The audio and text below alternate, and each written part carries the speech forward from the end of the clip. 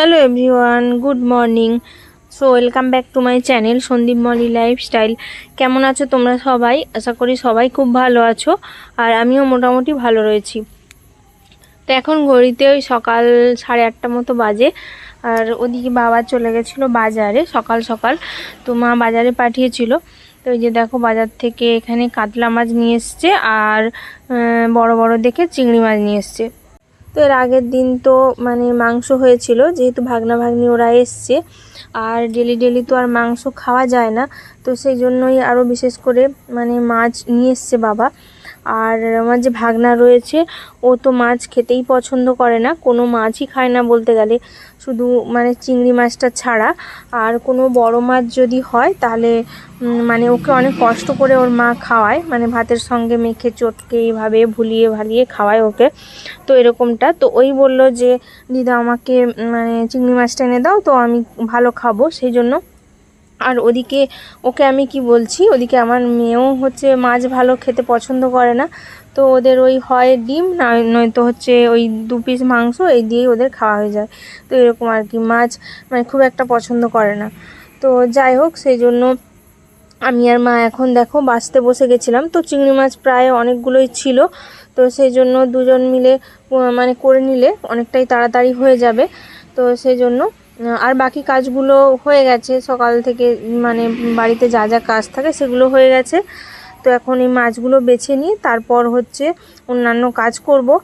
আর ওদিকে হচ্ছে আমাদের যে ঠাকুমা কাজ করতে আসে, সেও এখনও আসেনি, কেননা তারও সেও একটু দেরি করেই আসে আমাদের বাড়িতে। তো সেও আসেনি, তো তার আগে আমাদের প্রায় কাজগুলো কমপ্লিট হয়ে যাচ্ছে। তো এটাই ভালো। আর যা ভীষণ গরম পড়েছে, সকাল সকাল রান্না বান্না বলো, খাওয়া দাওয়ার কাজটা মিটে গেলেই ভালো, প্রত্যেকটা বাড়ির কথা বলছি। তো যাই হোক, ওদিকে তো আমাদের মাছ বাছা কমপ্লিট হয়ে গেছে। তারপর দেখো এখানে মা রান্নাঘরে এসছে। তো সকালবেলা আমাদের টিফিন হচ্ছে পাস্তা। তো মা এটা বানাচ্ছে, আর প্রত্যেকবার মাই এটা বানায়, আমিও যদিও খুব একটা বানাই না। তো দেখো মা এখন পাস্তা তৈরি করছে।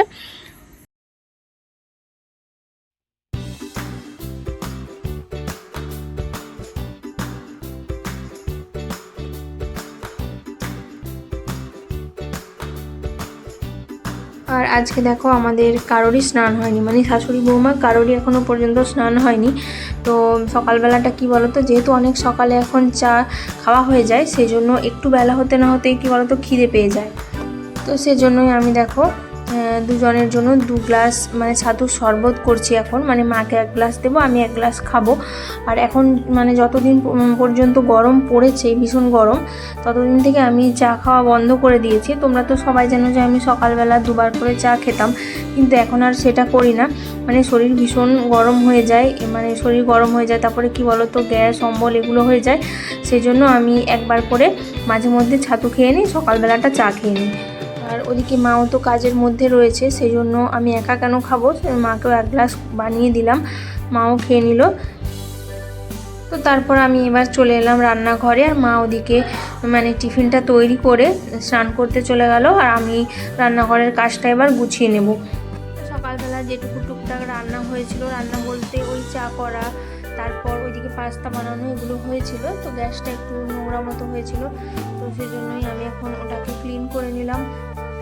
আর এদিকে হয়েছে কি, আমি যেহেতু রান্নাঘরটা পরিষ্কার করার জন্য এসেছিলাম, তো ওটাকে সাবান দিয়ে সাবানটা দিয়ে দিয়েছিলাম, কিন্তু ওই যে ঠাকুমা এলো রান্নাঘরটা ঝাড় দেবে বলে, সেজন্য আমি বেরিয়ে গেছিলাম, কেননা আমি থাকলে বলো ঝাড় দিতে অসুবিধা হবে, সেই জন্য আমি একটু বাইরের দিকে বেরিয়ে গেছিলাম। তো ঠাকুমার ঝাড় দেওয়া হয়ে গেছে, এখন আমি আবার গ্যাস ওভেনটা পরিষ্কার করতে চলে এলাম। তো আবার তো দুপুরবেলা রান্না করব, স্নান করে এসে রান্নাবান্না করব, তখন আবার নোংরা হবে, আবার তখন আরেকবার আমাকে পরিষ্কার করতে হবে, এরকমটাই। তো যতবারই পরিষ্কার করতে হোক না কেন, সেটাও ভালো কথা, কিন্তু এই যদি একটুখানি নোংরা অগোছালো হয়ে থাকে, সেটা দেখতে খুবই বাজে লাগে। সেই জন্য 2বার 3বার যতবারই হোক না কেন আমাকে পরিষ্কার করতে হয়। তো যাই হোক, তারপর আমি চলে গেছিলাম স্নান করতে। তো স্নান করে আসার পর তখন কটা বাজে, ওই 10:30 মতো।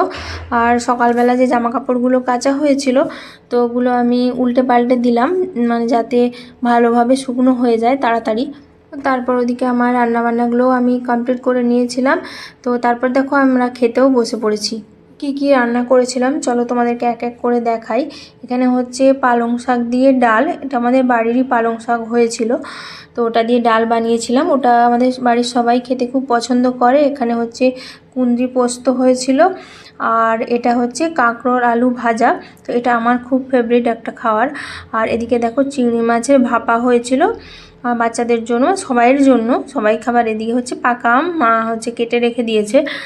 আর এখন তো জানো আমের সিজন চলছে, আম ছাড়া একেবারেই চলে না, তো সেই জন্য। আর আম তো সবারই ফেভারিট একটা ফল, তো এইরকম ব্যাপার। তো আমরা খাওয়া দাওয়াটা কমপ্লিট করে নিয়েছি। তো তারপর একটু শুয়েছিলাম সবাই মিলে, হঠাৎ দেখলাম মানে ওই তখন কটা বাজে, 4টেও বাজেনি, তো তখন দেখলাম ভীষণ মেঘ করেছে বাইরে, আর সবাই বাচ্চা কাচ্চাগুলো সবাই বাইরে বেরিয়ে এসছে। তো আমিও বাইরে চলে গেলাম। আর ওয়েদারটা দেখো জাস্ট ফাটাফাটি, কিন্তু বৃষ্টি হয়নি সেভাবে। মানে এখন তো ডেলি রুটিন এটা চলছেই, মানে মেঘ উঠছে, মানে এরকমই হাওয়া দিয়ে চলে যাচ্ছে, বৃষ্টির নামগন্ধ নেই। যাই হোক, তারপর ঘরে চলে এলাম। ঘরে এসে দেখো ওই যে দুপুরবেলা একটু গড়িয়েছিলাম, এখানে শুয়েছিলাম, তো সেই জন্য বিছানাটা এলোমেলো হয়ে গেছিলো, তো ওটাকে এখন ঠিকঠাক করে গুছিয়ে রাখলাম। তো এবারে ঘর দোরগুলো ঝাড় দেবো সেই জন্য।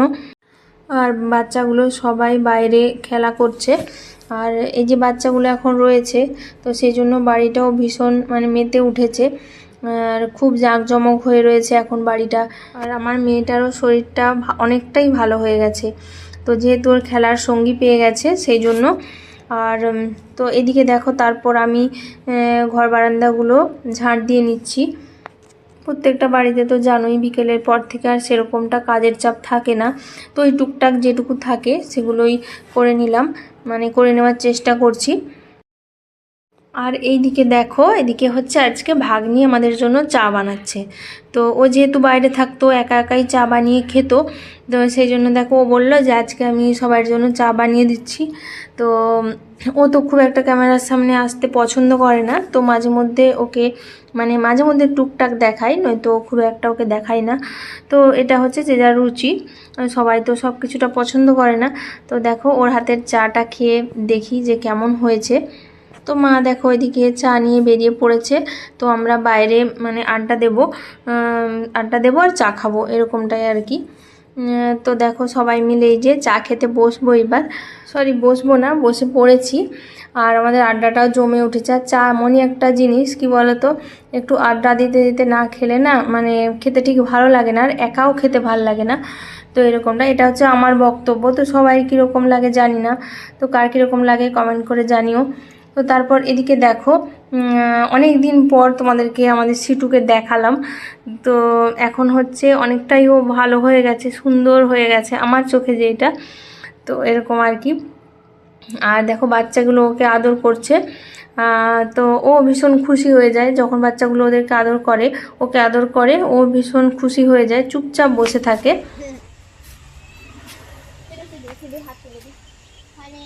হাত ধুবি তোরা বলে দিচ্ছি।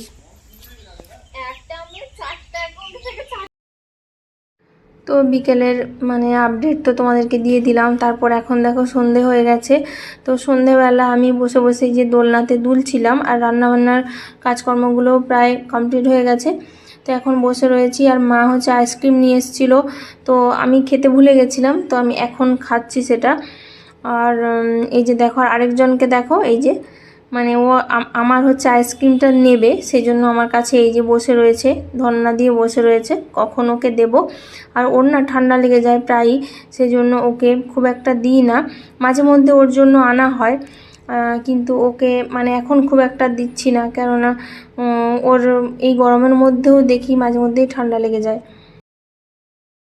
আর এদিকে ঘরে এসে দেখছি এই যে বাচ্চাগুলোর পড়াশুনো চলছে, আর ওই যে আরেকজনকে দেখো মামা বাড়িতে এসেও পড়তে বসেছে, কেননা যেহেতু ওর নতুন সেশন চালু হবে সেই জন্য আর কি। ও টুকটাক বই নিয়েও বসছে আমাদের এখানে এসে। তো এদিকে দেখো কী কী রান্না হয়েছে তোমাদেরকে দেখাই। এখানে ভাত হয়ে গেছিলো, তো এটা আমি বিকেল বিকেল করেই করে নিয়েছিলাম। আর এদিকে দেখো মাছের ঝোল, ওই যে কাতলা মাছটা সকালে নিয়ে এসেছিলো ওটারই ঝোল হয়েছে, আর দুপুরের টুকটাক কিছু রয়ে গেছিলো। তো দেখো গাইস, এখন হচ্ছে ঘড়িতে বাজে 9:45 আর আমাদের রাতে এখন খাওয়া দাওয়া হয়ে গেছে। তো আমরা এখন ঘুমিয়ে পড়বো, আর তো কোনো কাজ নেই। আর আমার সেই যা সকাল থেকে ব্লগটা স্টার্ট করেছিলাম এই সবে মাত্র মানে শেষ করতে চলেছি। তো এই ছিল আমার সারাদিনের আজকের মানে আপডেট, কেমন করে টাইম কাটালাম তোমাদের সঙ্গে শেয়ার করলাম।